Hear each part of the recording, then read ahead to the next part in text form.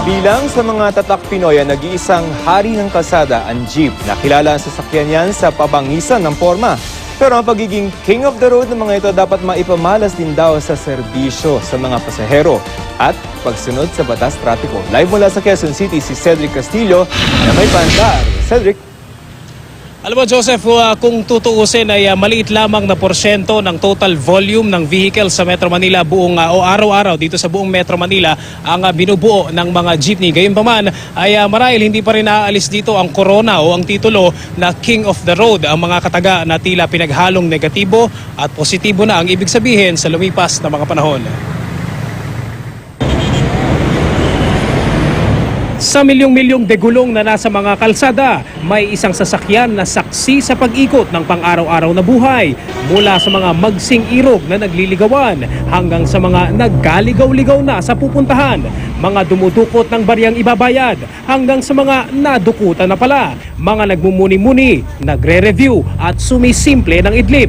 Saan pa nga ba kundi sa jeepney ang oto ng masa? Pinagkabit-kabit na GI sheets, makinang surplus mula pa sa Japan at syempre, mawawala ba ang mga burloloy? Marami siguro ang hindi nakakapansin, walang dalawang jeep na magkatulad dahil sa mga disenyong karakter daw ng driver o may-ari nito. Ba't meron akong mga lips dito? Ano yan? Para saan yan? Pinano ko yan sa pintor. Ano ba sinisimbol? Lagyan mong design yan. Di ba parang playboy ang dating nito? Hindi naman. Hindi. Yung Black Beauty, hindi yun yung kabayo. Hindi. Kasi yung mga anak ko, Black Beauty nga yung mga anak ko. Kaya Black Beauty kaya ito lagay ko sa taas. Pangalan ng mga anak ko yan. Kanya-kanya mga disenyo yan eh. Panghata sa pasahero, yung pangporma. Matuwa man o mapataas ang kilay, lilingon at lilingon tayo sa mga wais na slogan sa mga jeepney. May sense man o tamang tirada lang. Eh, angkop daw sa'yo yan. Sabi lang nila yun, boss. Ilang ba girlfriend mo? Hindi mabilang, ayan na. Wala, may asawa ho. Kung pimp may ride ang pag-uusapan, hindi na lamang chikot ngayon ang bida. Sa taon ng Jeepney Art Festival, pabangisan ng disenyo ang labanan at ang umarangkada para sa taong ito. Ang Pinoy na service ni Mang Rolly. Sa datos ng Metro Manila Development Authority o MMDA, mahigit 150,000 jeepneys ang bumabagtas sa buong Kamaynilaan araw-araw. Kung tutuusin, 7% lamang ito ng kabuang vehicle volume sa Metro Manila o isa sa bawat 14 na sasakyan.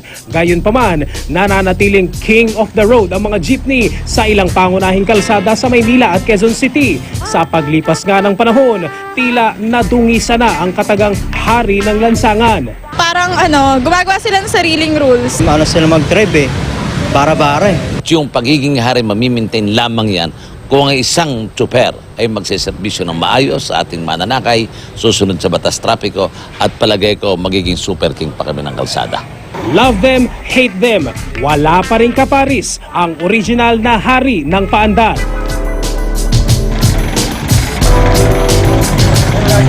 So,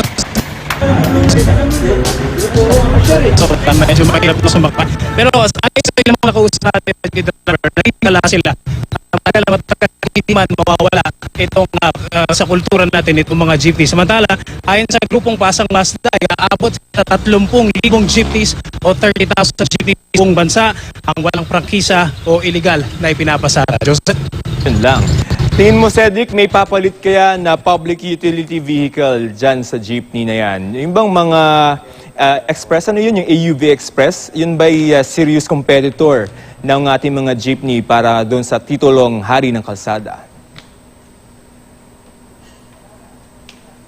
Salamat. Alright, mukhang naputol si Cedric. Maraming salamat anyway, Cedric Castillo po, para sa inyong paandar.